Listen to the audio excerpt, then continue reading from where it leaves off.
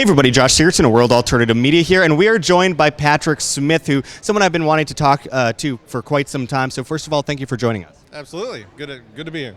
Absolutely. Well, so I wanted to talk about something that affects millions of people around the country, and that is homelessness. Now, we can go into all the reasons why there's so much poverty, the relation with government, central banks, all that kind of stuff. But one of the things I find really interesting is that government always virtues and signals and claims that they're there to help the poor, to save the poor. But then they're putting in place regulations, taxes, laws, and legislation that stops people from actually helping the poor. I wanted you to go into some of the stuff that you do in order to combat this, I believe in Texas, right? And the opposition you've been up against with the government in trying to simply do what humans should do for each other, help people. Yeah, so in Dallas, Texas, it's absolutely illegal to feed homeless people.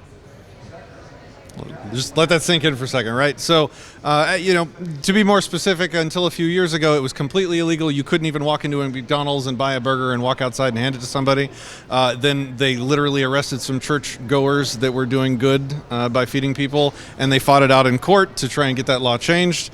And now we are graciously allowed to feed less than 75 people at once on the streets of Dallas.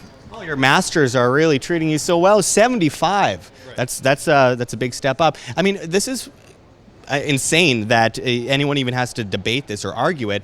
But what have you done? I've heard that you've done some walks with guns, or you're armed, all that kind of stuff. I mean, is that a factor that kind of helps in being able to get away with helping people? I can't even believe I'm asking, but just in being able to hand out food to homeless? Yeah, so it's a great message for the normies, and especially for the Second Amendment supporters. Like, what is the Second Amendment for? It's not for hunting. It's for resisting tyranny. It's for resisting evil laws. Well, it's evil to prevent somebody from helping somebody in need, somebody that's starving on the street.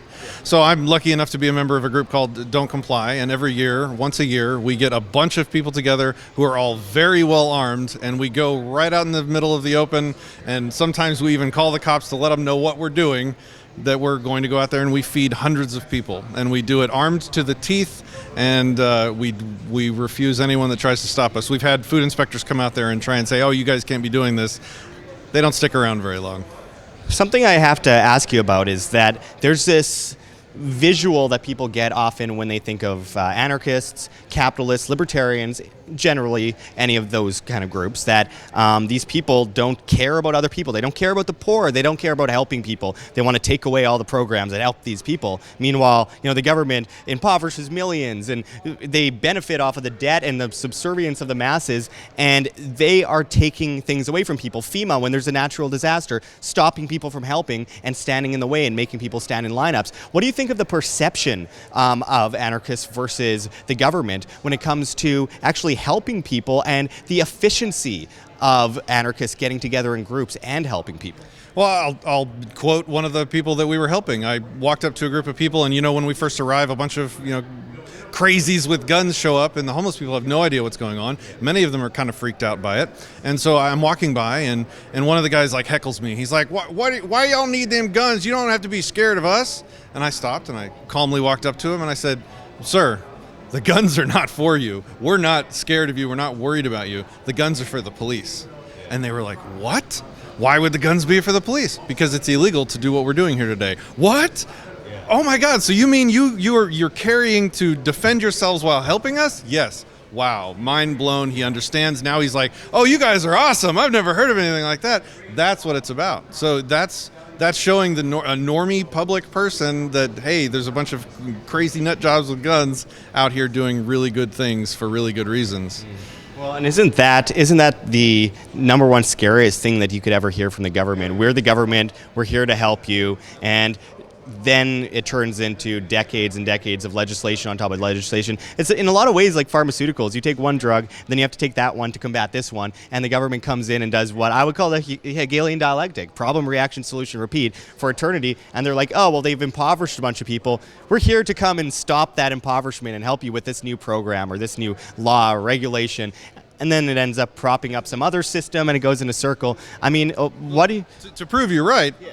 I give you what happened next. So the past several years, after we feed the homeless during the day, we go back out at night. And remember, this is always in December when it's freezing cold. Their lives are in danger. They're sleeping on the concrete, which is mind-blowing for some people. They don't realize there's people doing that.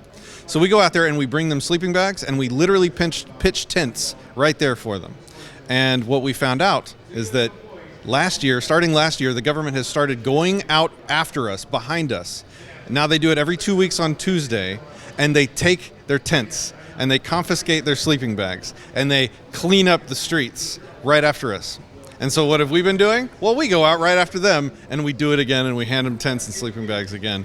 And we may have a sting operation coming up where we're going to have some cameras, and we're going to see if they want to confiscate tents and sleeping bags from armed individuals. So we'll see how that goes. Isn't that interesting also, because you get a lot of people, I say generally on the right, because that tends to be the side of collectivism that I see, most people in opposition of homeless people on the street and all that kind of stuff. And I find it interesting that, you see all these people crusading against communism. Meanwhile, one of the greatest forms of communism is taking people's property. Now, this is public property, whatever that means, and it's out there and people are getting extorted to pay for it. And then these people that were extorted to the point where they could not pay anymore are now having to sleep on it. And then someone tries to put a tent there and the government comes in and steals the tent away. I mean, their lifeline, their ability to survive, and their property that they voluntarily acquired. And what does that tell you about how much the government actually cares about the homeless? And fully half of those people are out there because they're victims of the drug war. They were put in prison, they have felonies, they can't get reasonable work, they end up being on the street for a little while. Once you're on the street, it's really hard to get off the street. So it's the Hegelian dialect you're talking about. The government creates a problem, creates a solution, which creates a problem, which needs another solution, It's exactly what's happening. So I want to ask you, how can people help and support the work that you're doing out there? Because I think this is incredibly important. It's living by example. It's not complaining about how unfree we are and how much freedoms we've lost. It's about what we're doing about it, what we are rejecting, what we're disobeying, how we live freely and live by example. How can people support what you're doing? Two things. You can follow me on my channel, Disenthrall, on YouTube, and we have a lot of platforms. You can check that out at disenthrall.me/platforms. And also the group of people, we do the homeless helping under the label Don't Comply. There's an amazing group of street activists in Dallas called Don't Comply.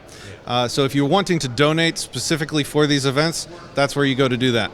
Excellent. Well, I really appreciate what you do, and I really appreciate your channel. You've got some really hard-hitting content and great content coming out all the time. So make sure to check out Disenthrall. And also, I believe you're on Float now, so you can find... Early adopter. Early adopter, absolutely. So what's your tagline on Float? Disenthrall. All right, perfect. Find them there as well. Let's build up those alternative networks because everyone's getting shadow banned and shut down, and we got to move over to the new guard to replace the old guard. So anyway. Anytime we live stream to everything, YouTube, Facebook, everything, and including Float. Yeah. All of our live streams are on Float now. Give him a super chat in crypto. For those of you on Float, go over there, follow him. I really appreciate what you do, and I hope to talk with you again soon. Good talking to you. Yeah.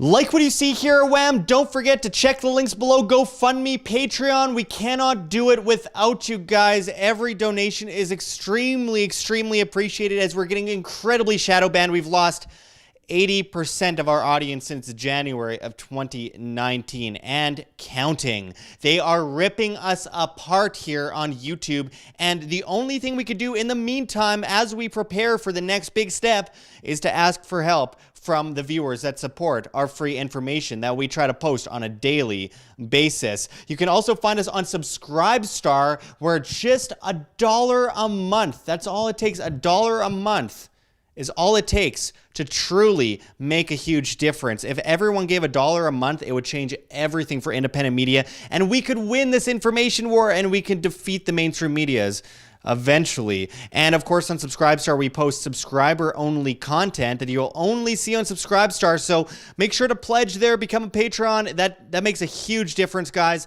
And also, don't forget to check out our Bitcoin address below in the comments and description, as well as on the screen for you to scan if you please. And also, don't forget to subscribe to us on the alternatives. We will likely be deleted by YouTube in the next 2 years. It's already happening on a vast scale, so make sure to find us on float.app. That's flote.app. at Josh Sigurdson, as well as at Wham, W-A-M. Float.app is replacing every social media, and I mean, it's just incredible the opportunities it provides for not just creators, but for the average person who wants to get away from these nannies telling them what they can or cannot see. They plan to replace Facebook, Twitter, YouTube, Twitch, Tumblr, Reddit, and Patreon. You could subscribe to us on Float and pledge with cryptocurrency. It's really innovative. We are also on BitChute at World Alternative Media, as well as so many others, Minds, PocketNet. You can find us at World Alternative Media on Instagram. There's many options. So make sure to support in any way you can, even if it's just sharing our videos, pressing like, pressing to be notified. Anything helps, folks. You are the change you wish to see. Thanks for watching, everyone, and until next time, this is Josh Sigurdson signing out from World Alternative Media. Find the truth, be the change.